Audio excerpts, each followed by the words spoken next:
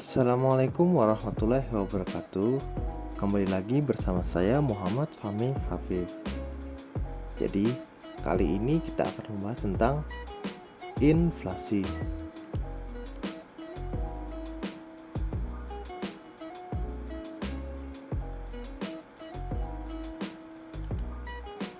Nah, inflasi. Apa itu inflasi? Inflasi adalah suatu keadaan di mana tingkat harga secara umum atau price level cenderung naik. Dikatakan tingkat harga umum karena barang dan jasa yang di pasaran mempunyai jumlah dan jenis yang sangat banyak, di mana sebagian dari harga-harga tersebut meningkat sehingga berakibat terjadinya inflasi. Jadi secara singkat, inflasi adalah naiknya jumlah harga yang signifikan. Selain inflasi, ada juga beberapa istilah seperti deflasi. Deflasi adalah keadaan semakin menurunnya harga-harga barang atau suatu keadaan semakin meningkatnya nilai uang. Jadi deflasi sendiri adalah kebalikan dari inflasi. Kalau inflasi adalah kenaikan harga barang, deflasi adalah penurunan harga-harga barang. Nah, keduanya sendiri mempunyai kerugian masing-masing. Oke, next. Yang kedua, apa penyebab inflasi? Penyebab inflasi secara umum antara lain sebagai berikut. Yang pertama, kelebihan permintaan. Kelebihan permintaan biasa disebut juga dengan demand pull inflation atau kelebihan permintaan yang ada di pasaran. Kelebihan permintaan tersebut menyebabkan harga yang naik dan terjadi inflasi. Yang kedua, kenaikan biaya produksi. Kenaikan biaya produksi juga berakibat menjadi inflasi. Yang ketiga, pencetakan uang baru oleh pemerintah. Nah, kalau pemerintah mencetak uang terlalu banyak dan uangnya sudah beredar banyak di masyarakat, maka nilai uang tersebut akan semakin rendah, mengakibatkan naiknya harga-harga barang. Yang keempat, lambatnya produksi barang tertentu, terutama produksi makanan. Nah, lambatnya produksi juga dapat menyebabkan inflasi. Contohnya ketika kita terjadi cuaca yang buruk, maka akan menghambat para petani untuk memproduksi barangnya, yang mengakibatkan lambatnya produksi barang tersebut. Yang kelima, sikap konsumen atau masyarakat terhadap informasi kenaikan harga. Apabila konsumen mendapat informasi bahwa harga-harga akan naik, misalnya saja BBM, biasanya konsumen akan berlomba-lomba membeli barang sebelum harganya betul-betul naik. Nah, hal tersebut mengakibatkan permintaan akan meningkat dan tidak seimbang dengan jumlah barang. Selanjutnya, sikap produsen terhadap kenaikan harga. Apabila produsen mendengar harga akan naik, maka produsen justru akan menimbun barang sambil menunggu harga betul-betul naik dengan tujuan agar mendapat keuntungan yang lebih besar. Dan terakhir, kebijakan pemerintah yang kurang tepat. Kebijakan pemerintah yang kurang tepat bisa memicu timbulnya inflasi. Misalnya saja jika pemerintah menerapkan aturan pemberian kredit yang longgar, maka bisa dipastikan akan lebih banyak pengusaha yang mendapat kredit atau pinjaman uang. Akibatnya, jumlah uang yang beredar terlalu banyak sehingga memicu inflasi. Oke, selanjutnya jenis-jenis inflasi. Yang pertama, penggolongan inflasi berdasarkan tingkat keparahannya. Ada yang pertama inflasi ringan. Inflasi ringan adalah tingkat inflasi di bawah 10% per tahun. Lalu selanjutnya inflasi sedang. Inflasi sedang adalah inflasi dengan laju 10% sampai dengan 30% per tahun. Lalu inflasi berat. Inflasi berat adalah inflasi dengan laju 30% sampai dengan 100% per tahun. Dan terakhir, inflasi sangat berat. Inflasi sangat berat adalah inflasi dengan laju lebih dari 100% per tahun. Yang kedua, penggolongan inflasi berdasarkan penyebab awal terjadinya inflasi. Yang pertama, demand pull inflation, yaitu inflasi yang disebabkan karena berlebihnya permintaan. Dapat digambarkan sebagai kurva berikut. Nah, di sini terlihat Q atau jumlah barang. P adalah harga atau price. S adalah penawaran, dan D adalah demand atau permintaan. Jadi sebelumnya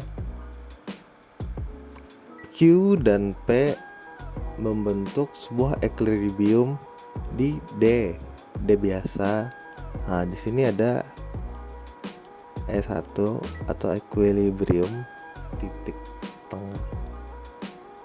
Dan di sini setelah terjadinya inflasi, yaitu demand-nya meningkat.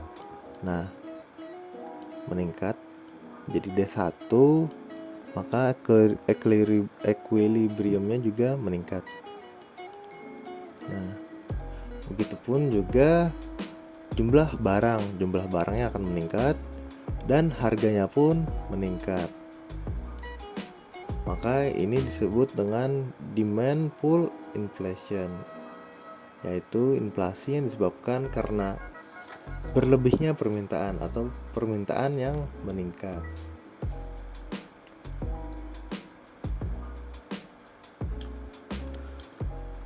Selanjutnya ada cost push inflation, yaitu inflasi yang disebabkan karena naiknya harga produksi. Nah, di sini ada Q jumlah barang dan P harga barang.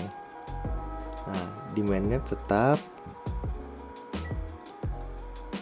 demand atau permintaannya tetap, tetapi supply penawarannya yang meningkat. Nah, maka di sini P dan Q biasa membentuk equilibrium di sini. Setelah terjadinya inflasi, maka terbentuklah Q atau barang yang baru dan harga yang baru. Jumlah barang yang baru dan harga yang baru, yaitu di sini.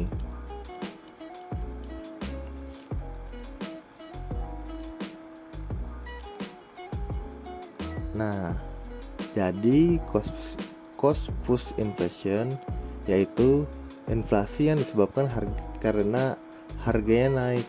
Nah, ini jumlahnya menurun tapi harganya naik. Nah, menjadikan supply-nya naik.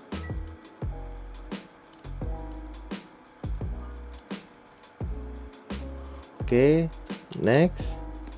Apa dampak inflasi? Yang pertama, bagi pemilik pendapatan tetap dan tidak tetap.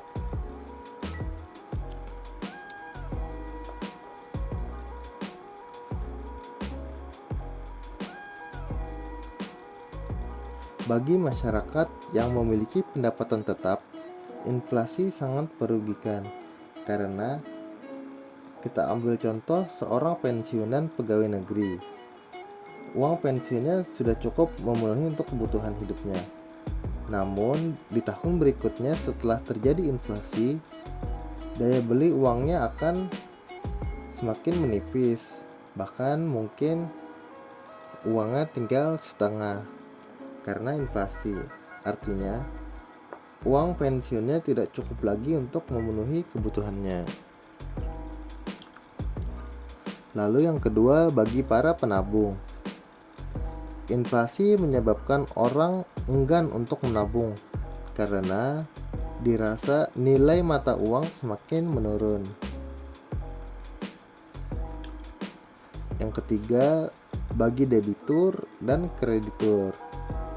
Bagi orang yang meminjam uang kepada bank atau debitur, inflasi menguntungkan karena pada saat pembayaran utang kepada kreditur, nilai uang akan lebih rendah dibandingkan saat meminjam. Sebaliknya, kreditur atau pihak yang meminjamkan uang akan mengalami kerugian karena nilai uang yang dikembalikan lebih rendah jika dibandingkan saat peminjaman. Lalu yang keempat, bagi produsen. Inflasi dapat menguntungkan jika pendapatan yang diperoleh lebih tinggi daripada kenaikan harga produksi. Jika hal ini terjadi, produsen terdorong untuk melipat gandakan produksinya. Namun, jika inflasi menyebabkan